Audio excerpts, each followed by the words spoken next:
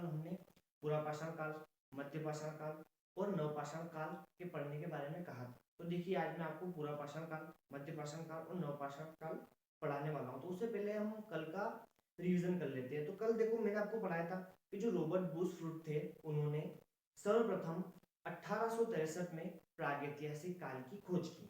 किसकी मदद से की? तो अलेक्जेंडर कलिंगम की मदद से की। तो अलेक्जेंडर कलिंगम को भारत में प्रागैतिहासिक विभाग का जनक कहा जाता है और प्रागैतिहासिक विभाग का जनक कहा जाता है। और जो अलेक्जेंडर कलिंगम थे इनको निर्देश दिया था किसने?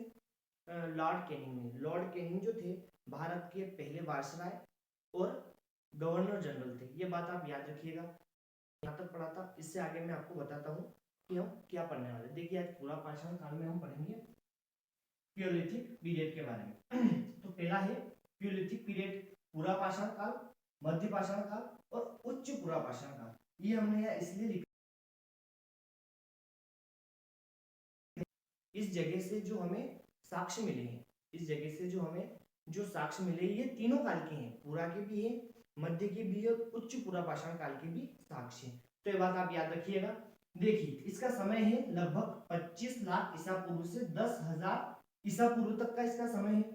और इसके लक्षण बताए जाते हैं आर्किटेक्ट और शिकारी। देखो आप यहाँ तो समझ गए होंगे कि शिकारी, तो हाँ ये बात तो आप समझ गए होंगे कि जो उस समय के लोग थे वो शिकारी थे, शिकार करके अपना पेट भरते थे। पर जो आर्किटेक्ट है ये आप समझ नहीं पा रहे होंगे। देखो मैं बताता हूँ आपको, आर्किटेक्ट का मतलब होता है कि जो जानवर मर चुका है उसको खा लेना। उस जो जानवर मर चुका है उसको खा लेना, जो उसको खाते हैं उनको आर्किटेक्ट कहा जाता है। तो आप ये बात आप याद रखिएगा। खाद्य संग्रहालय था। पशुपालन के हमें वहां से कोई साक्ष्य नहीं मिलते कि उस समय पशु पालते थे, क्योंकि समझते ही नहीं थे ना पशु कहां से पालेंगे। और अगला है आंख का ज्ञान था। आंख का ज्ञान था। देखो आंख का ज्ञान होने का है कि आज आप घर में भी कुत्ता पालते हो, बिल्ली पालते हो, तो उनके सामने आग ले जाओगे तो वो समझते हैं कि आग है, जल जाएंगे। तो इस प्रकार से उनको आग का ज्ञान तो था लेकिन उसका उपयोग नहीं मालूम था। देखो लिख रखा है उसका उपयोग नहीं मालूम था। औजारों की बात करें तो स्फटिक या क्वार्ट्जाइट, शंख, ब्लेड जिसको फल्क बोलते हैं। देखो आप यहाँ थोड़ा कंफ्यूज में आएंगे कि जो ब्लेड है ये क्या, उस समय क्या ब्लेड का उपयोग होता नहीं, ब्लेड का उपयोग नहीं होता था। आपने बलुआ पत्थर देखे हैं? बलुआ पत्थर जो होते हैं ना, एक काम करना, एक अलग से पत्थर लेना और बलुआ पत्थर के ऊपर 2 से 3 बार मारना, वो एक ऐसे स्टाइल में टूटेगा, मतलब मैं बताऊं आपको, वो इस स्टाइल में टूट जाएगा, इस स्टाइल में टूटेगा। तो ये वाला जो हिस्सा है ना उसका, ये वाला हिस्सा बहुत धारदार होता था एकदम ब्लेड की तरह। तो उसका जो उपयोग है वो इस प्रकार लकड़ी में कर लेते थे। इसका जो उपयोग है इसको इस तरह से लगा के लकड़ी में इसका उपयोग करते थे और उससे जानवरों को मारते थे और फिर उसको खाते थे। चॉपर, चॉपिंग टेबल उपकरण मिले हैं। और देखो दोस्तों, मद्रास से हमें हैंड क्लच उपकरण मिले हैं जिसको हस्त कुठार या कुल्हाड़ी कहा गया है।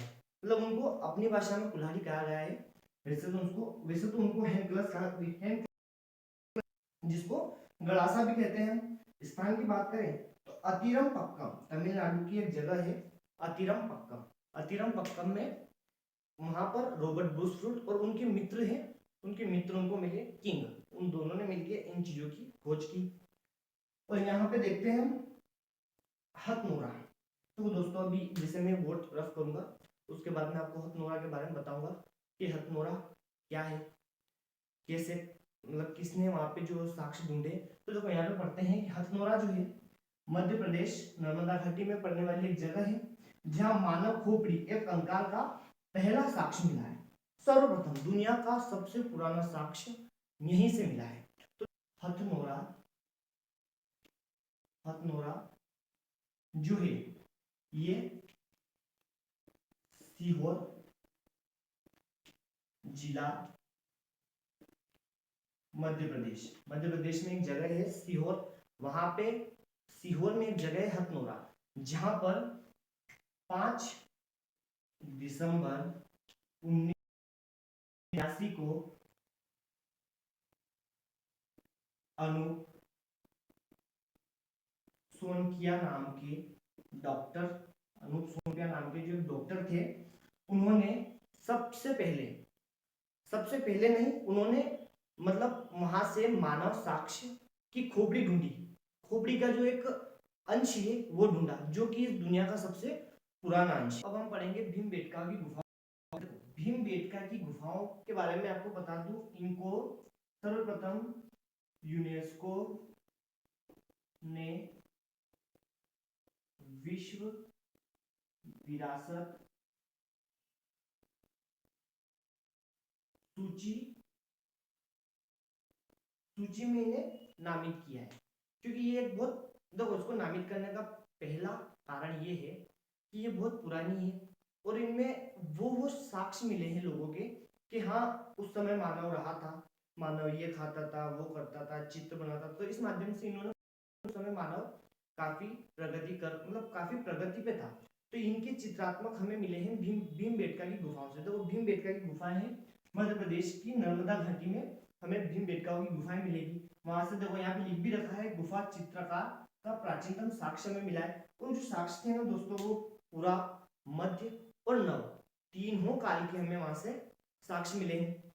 अब देखिए ये जो और अब अगले अगले पे बढ़ते हैं अपन मिर्जापुर। मिर्जापुर आप जानते हैं उत्तर प्रदेश में, अभी कुछ समय पहले मिर्जापुर एक वेब सीरीज भी आई थी, तो वहां से आप याद रख सकते हैं कि मिर्जापुर जो उत्तर प्रदेश में है, वहां से भी हमें औजार मिले हैं जो कि पूरा, मध्य और नव तीनों काल के हैं, जो कि बेलन नदी घाटी, देखो मिर्जापुर कहाँ पड़ता है आपको मालूम है, बेलन नदी घाटी में मिर्जापुर पड़ता है। वहां की अस्थि निर्मित माता देवी की प्रतिमा वहां से हमें मिली है।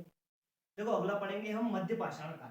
देखो मध्य पाषाण काल में मैं बताता हूँ आपको, 1867 में एक विद्वान थे जिनका नाम है सीएल कार्लाइल। क्या नाम था? सीएल। तो इस जो मध्य पाषाण काल का समय था, ये था 10,000 ईसा पूर्व से 4,000 ईसा पूर्व तक। अब दोस्तों यहाँ पे जो लक्षण दे रखे हैं कि यहाँ इंसान ने पशुपालन करना शुरू कर दिया था। देखो दोस्तों, पशुपालन की शुरुआत हो चुकी थी और इंसान द्वारा पाला गया पहला जानवर था कुत्ता। तो याद रखिएगा कि कभी परीक्षा में पूछे कि मानव द्वारा पाला गया पहला जानवर कौन सा था, तो कुत्ता लगेगा या डॉग आपकी लैंग्वेज में।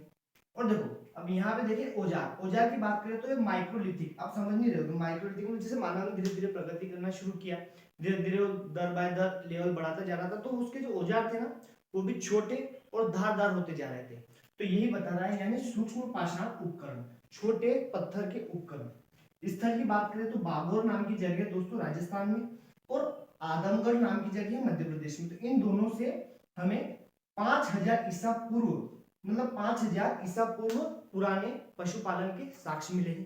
तो ये बात आप याद रखिएगा। तो सबसे ज्यादा जो हमें साक्ष्य मिले हैं किसके, पशुपालन के, वो हमें मिले हैं लेखैया गांव, इलाहाबाद, उत्तर प्रदेश। इसको लेखैया गांव को याद रखिएगा, उत्तर प्रदेश से हमें सबसे ज्यादा यूं मान के चलो कि सबसे ज्यादा पशुपालन के साक्ष्य हमें लेखैया गांव से मिले हैं। और चौपानी मांडो एक गांव है इलाहाबाद, वो भी उत्तर प्रदेश में, जहां से मृत भांड का प्राचीनतम साक्ष्य मिला। अब दोस्तों कोई लोग समझ नहीं पाते मृत भांड होते क्या है, तो मैं आपको बता दूं, मृत भांड मतलब मिट्टी के बर्तन। मिट्टी के बर्तन एक ऐसा बर्तन जो जिसमें होता तो मिट्टी का था, लेकिन उस पर अलग अलग तरह की डिजाइनिंग, चित्रकारी की जाती थी।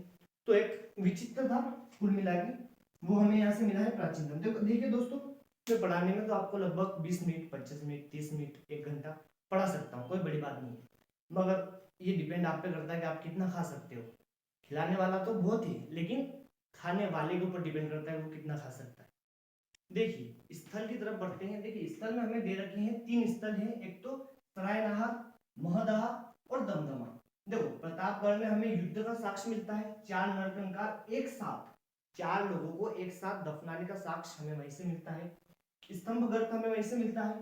प्रतापगढ़ से मृग शंख के छल्ले, हड्डियों का आभूषण, स्त्री पुरुष युगल समाधान, और प्रतापगढ़ से 3 नरकंकाल एक साथ 5 युगल समाधान। देखो आपको कुछ भी समझ में नहीं आया, गारंटी के साथ। देखो इसकी एक कहानी सुनो। कहानी ऐसी है, 2 प्रेमी थे, अब प्रेमिका नाराज, प्रेमी गया पास, क्या हो गया, तो प्रेमी जो प्रेमिका है वो प्रेमिक को बोलती है कि आप एक काम करो, मेरे लिए छल्ले लेके आओ, जो झुमके होते कान के, आभूषण लाओ, हड्डी होगी।